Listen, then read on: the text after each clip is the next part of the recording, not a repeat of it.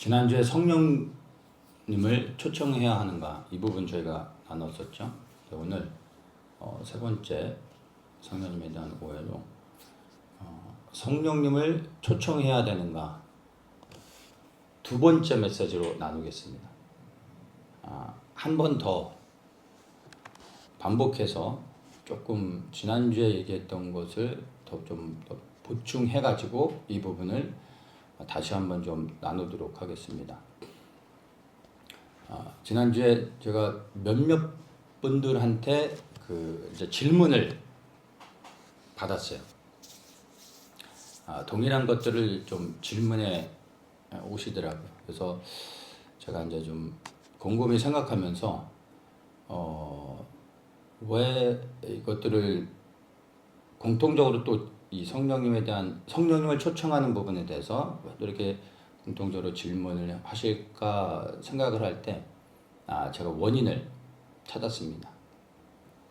그래서 그 부분을 좀 나누려고 하는데 제가 지금 나누고 있는 성령님에 대한 오해이란 주제로 지금 나누고 있는데 사실 이 나누는 내용은 어떻게 보면은 성령님에 대한 어드밴스라고 해야 될 것 같아요. 그러니까 성령님에 대해서 다 이해하고 있다라는 전제하에 조금 더 고급 과정으로 그런데 우리가 성령님에 대하여 이렇게 오해할 수도 있다라는 걸 나누는 거거든요. 그러니까 제가 이 말씀을 사실 나눌 때 전제하는 것들이 성령님에 대한 부분들을 다 이해하고 있었다고 생각을 했었어요.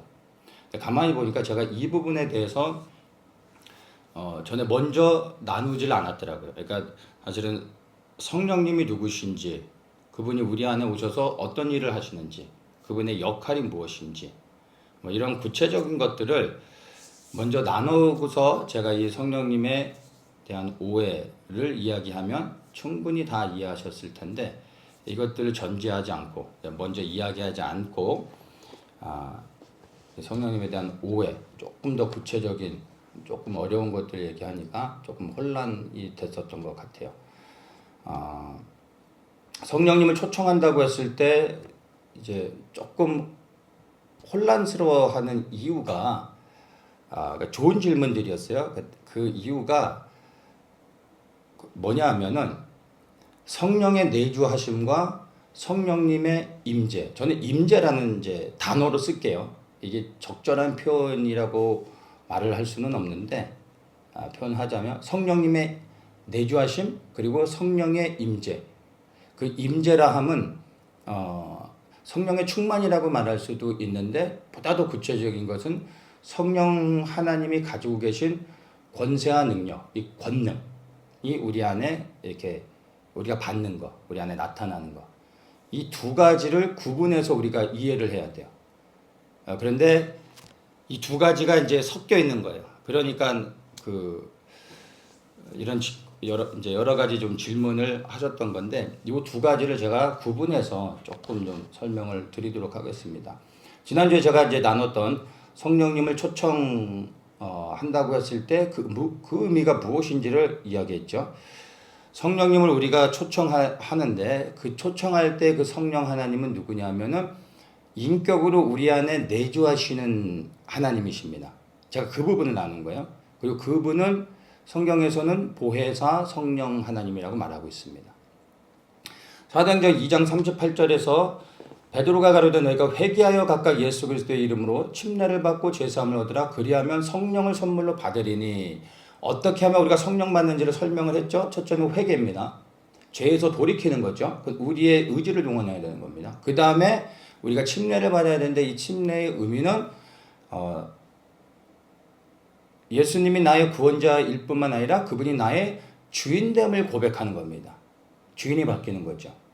그런 자들이 죄사함을 받고 이제 죄사함을 받은 그들에게 성령을 주시는 겁니다. 근데 이 성령을 선물로 받는다고 할 때 여기서 우리가 받는 성령이 내주하시는 성령님, 인격으로 우리 안에서 거하시며 우리를 인도하시는 하나님이시라는 거죠. 분명히 이해해야 되는 게 우리가 첫 번째로 받는 성령님이 바로 우리 안에 영원토록 거주하시는 보혜사 성령이라는 겁니다. 그래서 요한복음 14장 16절도 이야기를 했죠. 내가 아버지께 구하겠으니 그가 또 다른 보혜사를 너희에게 주사 영원토록 너희와 함께 있게 하시리니 했죠. 다른 보혜사. 그분이 성령 하나님이에요. 우리 안에 임하시고 어떤 사람들이요? 예수 그리스도를 믿는 사람들 안에 임하시는데 그 보혜사 성령께서 우리 안에 거하시는데 왔다 갔다 하시는 게 아니라 영원토록 우리와 함께 하시는 인격으로서 우리 안에 거하시는 성령 하나님. 그래서 이 보혜사 성령님을 이제 돕는 자, 이제 길을 지도해 주시는, 가리키시는 인도자, 이런 의미를 가지고 있습니다. 이 보혜사 성령님이 우리 안에 내주하셔서 하시는 일이 뭐냐면 요한복음 16장 7절에서 얘기하죠. 의에 대하여 이 죄에 대하여 의에 대하여 심판에 대하여 우리에게 깨닫게 하시고 가르치시는 하나님이 바로 보혜사 하나님이라는 거예요. 이분이 우리 안에 거하시며 그리스도의 뜻이 무엇인지 그리하여 우리가 어떠한 길을 가야 되는지 가르치시고 인도하시며 때로는 책망하시며 우리 인도하신다는 거예요. 그래서 이 보혜사 성령 하나님 없이는 우리가 시작은 할 수 있지만 우리의 믿음의 여정을 결코 마칠 수는 없는 거예요. 이 보혜사 성령 하나님이 항상 우리와 함께 거하셔야 된다는 겁니다. 그래서 우리가 첫 번째로 구해야 될 성령 하나님이 바로 우리 안에 내주하셔서 우리를 영원토록 우리와 함께 하시며 인도하시는 그 하나님이라는 겁니다. 근데 이 보혜사 성령 하나님이 사실은 구해서 받는 분이 아니라 어쩔 때 이분이 우리 안에 임하십니까? 우리가 초청해서 오시는 분이 아니라 예수 그리스도를 믿는 자. 여기서 믿는다는 것은 그리스도께 삶을 드리고 그리스도가 주인이 되어져서 그리스도를 위해 살아가는 자죠. 그래서 그러한 자들에게 이 성령 하나님이 임하시는 겁니다. 초청해서 오시는 게 아니라 임하시는 겁니다. 그래서 우리는 여기 있는 모든 분들이 이미 예수 그리스도를 믿는 사람들이잖아요. 그 보혜사 성령 하나님께서 인격으로 우리 안에 이미 다 임하셨어요. 그걸 믿으셔야 돼요. 그러면 그분과 이제 인격으로 내 안에 거하신 보혜사 성령 하나님과 내가 1대1의 관계 안에서 그분과 교제를 시작하며 그분을 통해 주님의 뜻을 깨닫고 주님의 뜻을 분별하면서 주님의 뜻에 순종하며 살아가야 된다는 거예요. 여기에 그러니까 관계, 친밀함 여기에 초점을 맞춰야 된다는 거죠. 이미 내 안에 인격으로 거하고 계신 성령 하나님을 자꾸 초청할 필요가 없는 거잖아요. 그분은 왔다 갔다 하시는 분이 아니라니까요. 매일 초청해야 되는 게 아니라 믿을 때 임하시는 겁니다. 그럼 이제 우리 안에 이미 거하고 계신 인격으로 오신 보혜사 성령님과 교제를 하라는 얘기입니다. 그거는 여기까지는 다 이해가 됐죠. 근데 그때 제가 설명할 때는 이 성령 하나님을 보다도 구체적으로 설명을 안 했었던 것 같아요. 자, 여기까지는 이제 이해가 된 거고 개인적으로 성령님과의 1대1의 관계 안에서는 초청할 필요가 없습니다. 이미 우리 안에 거하시기 때문에. 그분의 음성에 귀 기울이고 그분과의 친밀함 안에서 더 알아갈수록 이제 그분을 통해 하나님을 알아갈 수 있는 겁니다. 그런데 이 성령님과의 관계, 여기서 성령님은 보혜사 성령님이에요. 우리 안에 거하시는 성령님. 그 성령님과 1대1의 관계는 그렇게 되어지지만 그러나 이것이 성령님과의 관계가 1대1의 개인의 관계를 넘어선 개인의 영역을 벗어났을 때는 조금 달라집니다. 우리가 이렇게 함께 모인 자리에서 기도하면서 성령님을 초청합니다. 우리가 예배 때 주일날 그 예배 준비를 할 때도 모임 가운데서 우리가 항상 성령 하나님께서 우리 가운데 임하시고 예배 가운데 역사하실 수 있도록 그분을 초청하고 우리가 구하잖아요. 제 안에 성령 하나님이 계시고 여기 계신 우리 성도님들 한 분 한 분 안에 성령 하나님이 거하십니다. 맞죠?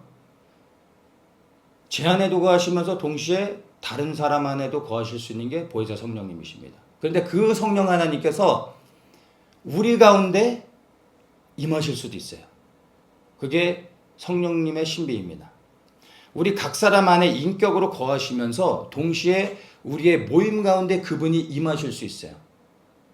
그래서 이것은 우리가 따로 구할 수 있는 거죠. 또 구해야 되는 겁니다. 그래서 우리가 예배 가운데 우리의 이 모임 가운데서 임하시고 말씀하시길 간구하면서 성령님을 초청하잖아요. 그런 것은 가능한 겁니다.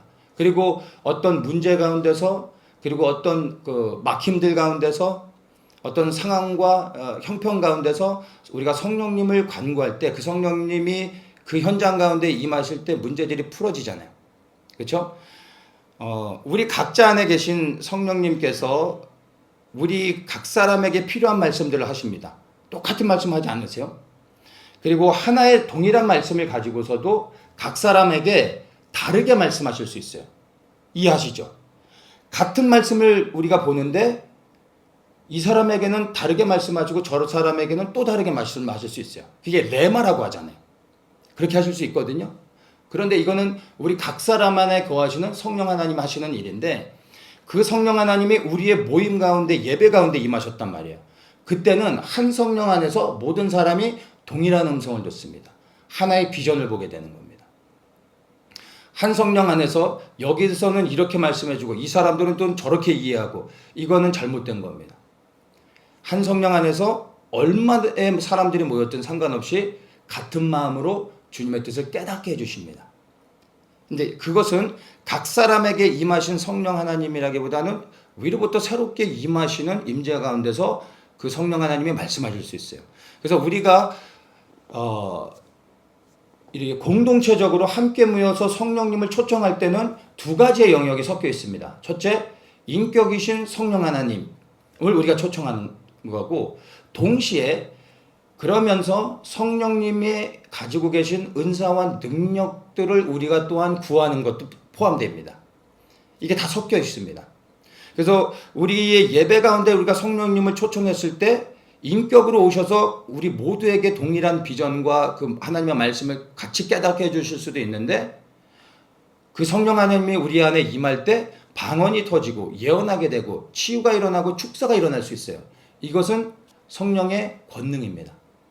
그래서 우리가 성령님을 공동체적으로 구할 때 여기에서 구하는 우리의 성령은 인격이신 성령님이 될 수도 있고, 그리고 성령님이 가지고 계신 은사와 능력들이 될 수도 있습니다. 이게 섞여져 있는 겁니다. 그래서 동시에 다른 영역이 될 수 있는 거예요.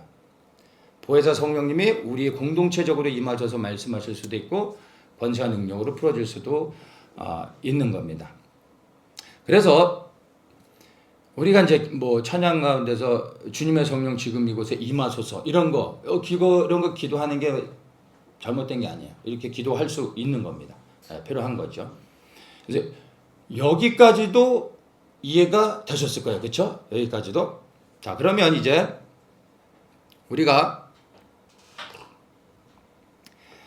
성령님을 제가 초청하지 말고 성령님과 교제하라고 했었던 그 지난주의 말씀이 이제 좀 더 명확해졌다고 좀 제가 생각을 하는데, 여러분도 그 이해가 되시나요? 제가 이제 성령님을 더 이상 초청하지 말고 그분과 교제하라고 한 건 우리 안에 인격으로 임하시는 보혜사 성령님에 대한 부분을 이야기한 거예요. 이제 거기에 초점을 맞추라는 거죠. 그러면 우리가 이런 질문도 할 수 있습니다. 누가복음 11장에 보면은 구하라 찾아 두드리라 이 말씀 있잖아요. 그러면 무엇을 주시죠? 성령을 주신다 말씀만 있잖아요. 그러니까 우리가 성령을 받기 위해서 구해야 되잖아요. 구하라고 하지 않았냐. 여기서 말하는 그 성령, 우리가 구하고 찾고 두드릴 때 우리에게 주신다고 임하신다고 하는 그분이 보혜사 성령님입니다. 구하라고 하지 않았냐 이렇게 질문할 수 있어요. 근데 이 말씀은요, 오순절 성령 강림하시기 전에 예수님이 제자들에게 하신 말씀입니다. 그리고 예수님께서 제자들에게 말씀하시죠. 너희들이 함께 모여 기다리라. 언제까지? 성령의 임할 때까지 떠나지 말고 기다리라 말씀하셨단 말이에요. 그때 제자들이 그래서 마가다락방에 모여가지고 예수님의 그 말씀을 믿고 구하고 찾고 두드리며 성령님이 임하시길 위하여 초청하며 간절히 기도할 때 오순절 성령의 역사가 임했던 겁니다. 그 오순절 성령이 마가다락방에 임했을 때 첫째 그 현장 가운데 임하신 성령님이 누구냐면 보혜사 성령입니다.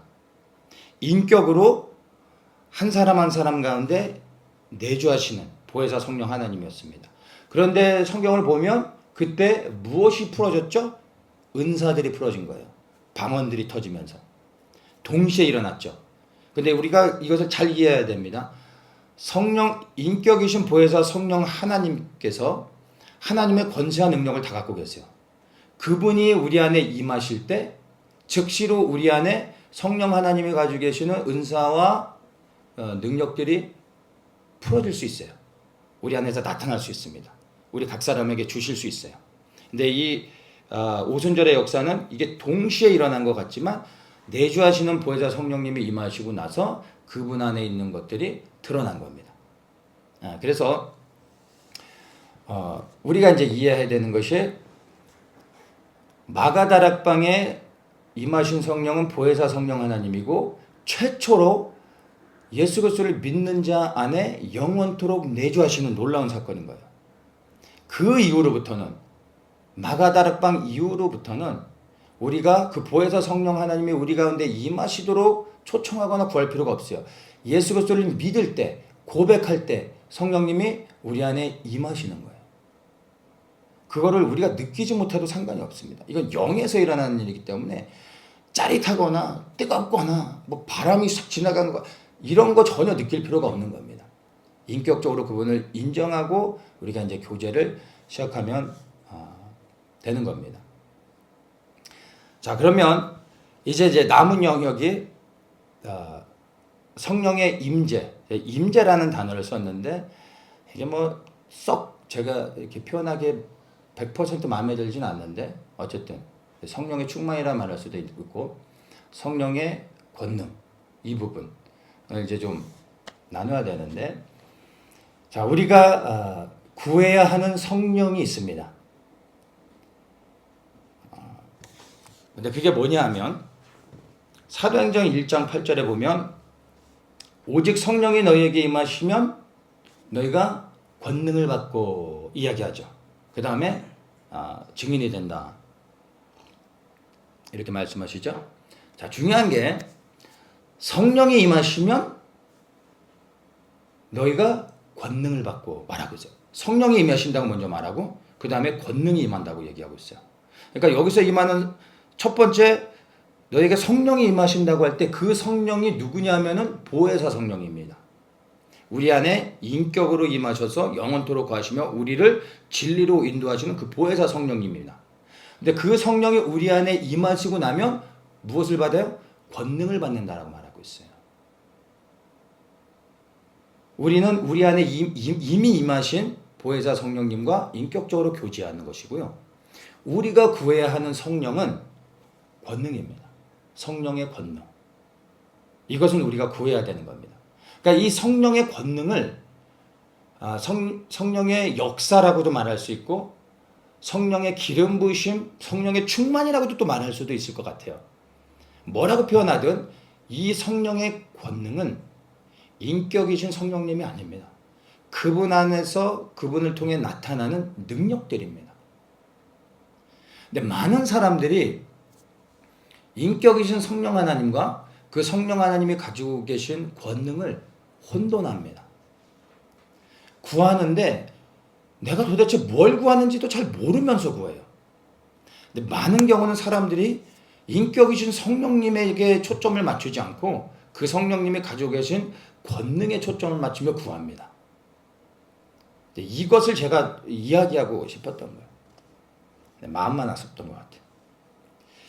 말씀드린 것처럼 오직 성령이 너에게 임하시면 할 때 그 임하신 분은 보혜사 성령 하나님이십니다. 근데 그러면 너희가 권능을 받는다라고 할 때 이 권능은 두나미스인데 힘, 능력, 권세 이런 걸 말하는 거죠. 성령이 가지고 계신 능력들. 그래서 순서를 다시 좀 정리를 하면 인격이신 보혜사 성령님이 임하고 그 성령 하나님을 통하여 이제 그분 안에 있는 은사들이 풀어지는 겁니다. 그것을 권세와 능력으로 나타나서 우리가 그것을 보게 되는 거죠. 근데 우리가 간구해야 되는 부분이 바로 성령의 권능. 이 부분은 우리가 구해야 되는 겁니다. 구할 때 우리에게 주시는 겁니다. 이 부분은 제가 다음 주에 조금 더 자세하게 나눌 건데, 그래서 보혜사 성령님이 우리 안에 임하시는 것과 권능이 우리 안에 임하는 것은 완전히 다른 영역입니다. 성령 하나님이 모든 것을 다 가지고 계셔서 우리 안에 거하신다 할지라도 우리 안에 성령님의 권세와 능력이 다 나타나는, 다 우리가 갖고 있나요? 아니잖아요. 예? 그래서 우리가 구해야 되는 겁니다. 고린도전서 12장에 보면 이 성령의 은사에 대해서 이야기하는데, 잠깐 좀 이야기 나누면, 이제 고린도전서 12장 4절에 은사는 여러 가지나 성령은 같고, 한 성령을 통하여 여러 은사가 우리에게 주시는 겁니다. 지금은 여러 가지나 주는 같으며, 이렇게 하시면서 7절에 각 사람에게 성령의 나타남을 주시면 유익하게 하려 하심이라 하면서 8절에 어떤 에게는 성령으로 말미암아 지혜의 말씀을, 어떤 에게는 지식을, 어떤 에게는 믿음을, 한 성령으로 어떤 에게는 병 고치는 은사, 능력 행함, 예언, 영분별, 각종 방언 통역, 뭐 이런 것들 쭉 얘기하면서 이 모든 일 같은 한 성령이 행하사 그 뜻대로 각 사람에게 나눠주시는 거다. 이렇게 쭉 이렇게 막 말씀을 하다가 28절에 하나님의 교회 중에 몇을 세우셨으니 첫째는 사도요, 둘째는 선지자요, 교사, 능력, 병 고치는 은사, 서로 돕는 것, 다스리는 것, 각종 방언을 말하는 것, 이러면서 뭐 다 사도냐, 다 선지자냐, 교사냐, 다 능력 행한 자냐, 다 병 고치냐, 다 방언하냐, 다 통역하냐, 너희는 더욱더 큰 은사를 사모하라. 이제 이렇게 성령의 은사에 대해서 말하고 있습니다. 그래서 이 부분은 이게 포인트가 아니니까 제가 이 부분에 대해서는 자세하게 설명은 안 합니다. 그래서 우리가 구해야 되는 것은 성령의 권세와 능력입니다. 그리고 이것은 구할 때 우리가 받을 수 있는데, 왜 이것을 우리가 구해야 되냐면은, 우리가 그리스도인으로서 마귀가 왕이 되어진 이 세상에서 하나님의 뜻에 순종하며 그분의 뜻을 이루기 위해서, 즉 복음을 증거하는 일들을 감당하며 하나님의 나라가 이 땅에 이루어지는 그 일들을 감당하기 위해서는 권세와 능력이 없이는 안 됩니다. 그래서 우리가 주님의 일들을 감당하기 위해, 복음을 전하기 위해, 충성스러운 주의 일꾼이 되어지기 위해 이 권세와 능력을 구해야 되는 겁니다. 근데 이거는 구할 때 주시는 겁니다. 근데 이 구한다는 것을 제가 다음 주에 따로 좀 더 나누겠습니다. 그래서 여러분, 권세와 능력을 받는 것은 필수입니다. 우리 한 사람 한 사람이 모든 권세와 능력을 다 받을 수는 없지만 주님의 일들을 위해서 우리가 구해야 됩니다. 그리고 그러한 권세와 능력을 가질 때 더욱더 우리가 힘있게 주님을 이 땅에서 섬기며 승리하는 삶을 살 수 있는 겁니다. 그래서 나의 자랑과 유익을 위해서 이 권세와 능력을 구하는 것이 아니라 주님의 뜻을 위하여 구해야 되는 것이고, 이렇게 바른 마음으로, 선한 마음으로 우리가 구할 때 주님이 그 마음을 아시고 우리에게 그런 것들을 주시며 또 그런 권능을 가지고 주님을 섬길 수 있도록 하실 겁니다. 그러면 이제 그 지난주에 나눴던 성령님을 우리가 초청하지 말아야 되는 이유를 이제는 조금 더 클리어하게 이해하시고, 그리고 그러나 우리가 성령의 그 역사들, 우리 안에 나타나는 능력들, 이런 것들을 우리가 구하지 말라, 이런 게 아니라는 것을 여러분이 이해하셨을 겁니다. 어떤 분이 알려주셔가지고 제가 그 4년 전에 성령님에 대해서 기초적인 것, 성령님이 누구시고, 그리고 성령님의 역할이나 또 성령님 안에서 나타나는 여러 가지 은사한 능력들, 왜 이것이 필요하고 우리가 어떻게 이것들을 구해야 되는지, 성령님에 대해서 자세하게 시리즈로 제가 나눴었더라고요. 저보다 제 메시지를 더 잘하시는 분들이 있어서 제가 감사한데, 제가 이 제목을 좀 수정해가지고 성령 시리즈로 해서 제목을 좀 수정을 해놓을 테니까 그거를 좀 보시면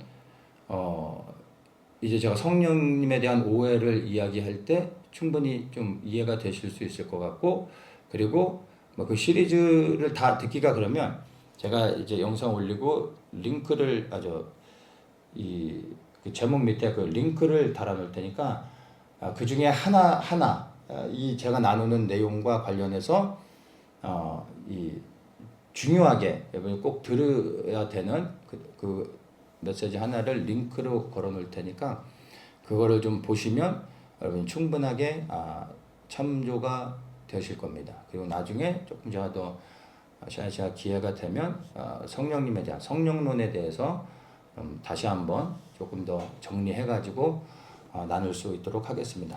자, 말씀을 정리하면 이미 우리 안에 계신 성령님과 인격적인 교제하는 것에 초점을 맞추라는 것에 여러분 메시지를 거기에 포인트를 두시면 좋겠습니다.